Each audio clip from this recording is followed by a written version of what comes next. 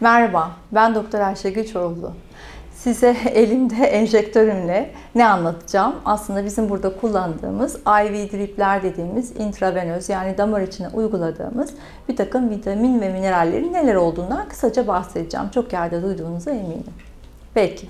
Şimdi bir kere sağlıklı da olsa, genç de olsa veya bir takım sorunları da olsa insanların neden damar içinden ekstra bir şey almaları ihtiyacı var konusunda biz şöyle düşünmemiz lazım. Zaten biz bundan 15 sene önceye kadar ne vitamin D alırdık ne omega 3 alırdık değil mi? Zaman ilerlediğinde yiyeceklerle her şeyi elde edemediğimizi öğrendik ve bir takım vitaminler almaya başladık.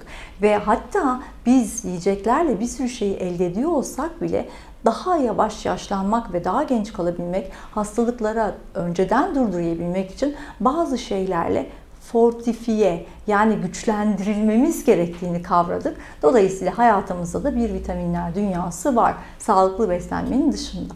Bu intravenöz enjeksiyonlar da o vitaminlerin işte yemek sindiren sistemi, mideyi, bağırsağı, karaciğeri geçip hazır sindirilmiş gibi diyelim son ürün halinde aslında damardan direkt sisteme verilmesini anlatıyor. Yani aslında vitaminlerin bir üst boyutu oluyor enjeksiyonlar hedefe gitme bakımından.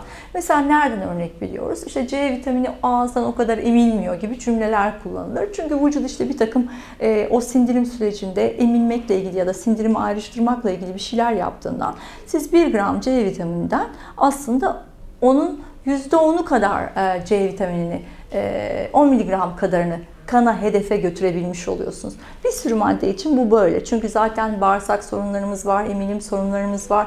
O B12 ememiyor, öbürü demir ememiyor, öbürü işte bir takım ameliyatlar olduğu için zaten ememediği bariz, o mide ameliyatlarında olduğu gibi falan. Ama dediğim gibi en ideal şartta bile bizim kendimizi fortifiye yani bir üst biyolojik modele doğru götürebilmemiz ve yaşlanmamızı yavaşlatmamız için artık bu tip ürünlerin direkt damardan hücrelere, organlara hedef olarak gönderilmesi bütün dünyada çok yaygın bir şey. Bizde hani çok yaygın değil, yeni başladı. Siz de duymaya başladınız. En çok adını duyduklarınız var. Glutatyon duyuyorsunuz, vitamin C'yi duyuyorsunuz. Ama bunun dışında işte bütün B vitaminleri olabilir. Kalçadan yapılanları var.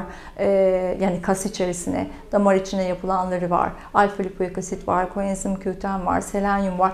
Aslında eğer bir ilaç firması düzeyinde bir firma bu kadar steril ve kullanılabilecek vitaminleri serum haline getirdiyse biz onu hastaya verebiliyoruz. Mesela bilirsiniz B vitaminlerini isterseniz size seruma da takarlar. Hap olarak da alırsınız. Hani böyle sarıdır, yakar. Biz Mecbur çok kullanırdık B vitaminlerini serumla hastaya vermeyi. Çünkü hafif yaktığı için hasta o gribinden, hastalığından daha kolay iyileştiğini düşünürdü falan filan. Ama o zamanki ürünler çok az çeşitliydi ve tam olarak da içinde hani prezervatif dediğimiz koruyucusu az ürünler değildi. Ama ülkede şimdi bunları bulabilmek mümkün.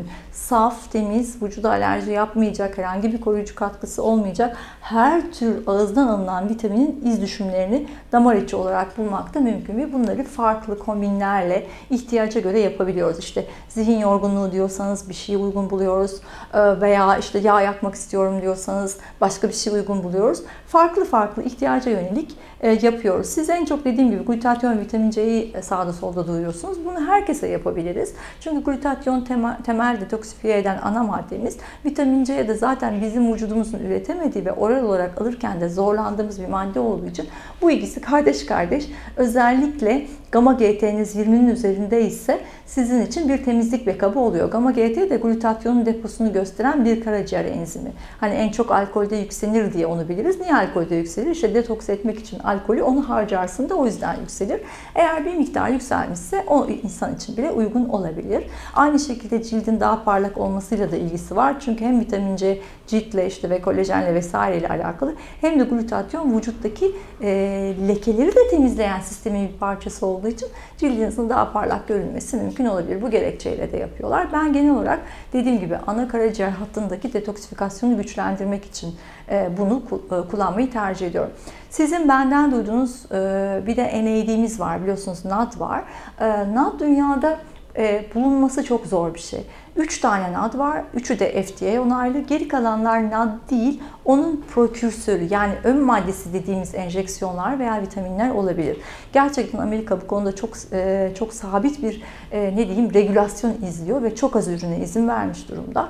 Biz Almanya'dan onu bir doktor arkadaşımla beraber Kaliforniya'daki bir kanser enstitüsünde kullanılan modelini, o FDA'nin onayladığı 3 versiyondan birini buraya getiriyoruz ve NAD'ı hastalarımıza yapıyoruz. NAD nedir derseniz, onu da başka bir seansta uzun uzun anlatmıştım. NAD aslında bizim en basitçe açlıkta sağladığımız faydaların tamamını veren molekül. Yani bizim aç olmamız NAD'ı arttıran bir şey normalde. İşte genç olmamız NAD'ın daha çok olduğu günler. Karbonhidratsız beslenmemiz NAD'ın daha çok olduğu zamanlar. Yani bize karbonhidratsız, şekersiz, unsuz ye diyorlar diyorum değil mi? Ara ara aç kalın akşamları diyorum.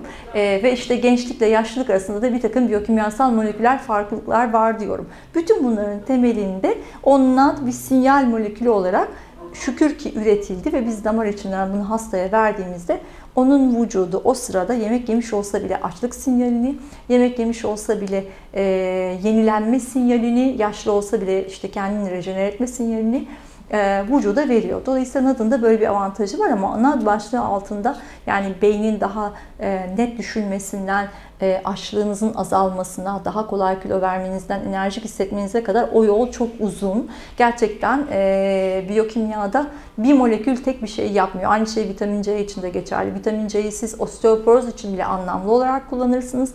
Antioksidan olarak da kullanırsınız. Ama Covid'de gördüğümüz gibi bakteri, virüs öldürmek için oksidan versiyonundan da yararlanabilirsiniz. Bunların hepsi dozlamalarla ilgili, kime nasıl kullanılacağı ile ilgili. Bu videonun amacı şuydu. Etrafta da duyuyorsunuzdur, bu tip uygulamalar arttı. Veya suistimale açık olabilir, gerçekten iyi ürün olabilir, olmayabilir. Sorabilirsiniz nereden getiriyorsunuz, hangi regülasyona uyuyorsunuz, hangi devlet kuruluşuyla arada o onayı alarak gelip kullanabiliyorsunuz diye bunu sorabilirsiniz.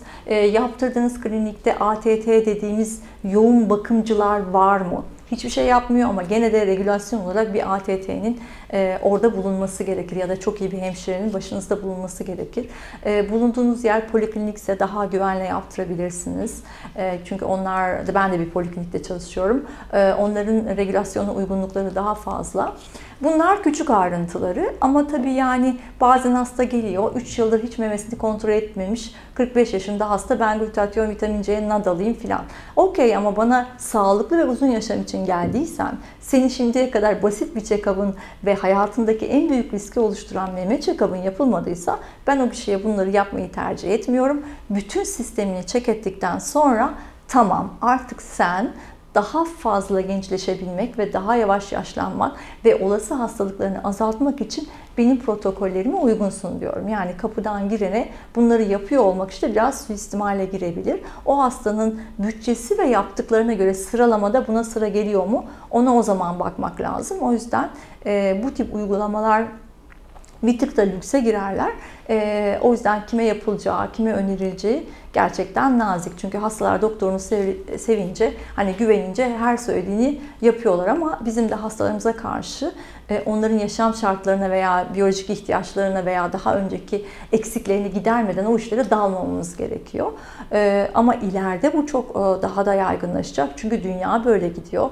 Herkes ihtiyacı olanı artık damardan direkt hedefe göndererek, fortifiye lafını anımsayın diye sürekli söylüyorum. Fortifiye, üst modele geçirme, üstleştirme, bir üst model gibi bir şey. Yani biz biyolojik olarak hangi yaştaysak bizim bir 10 yıl öncemiz bizim üst modelimiz aslında.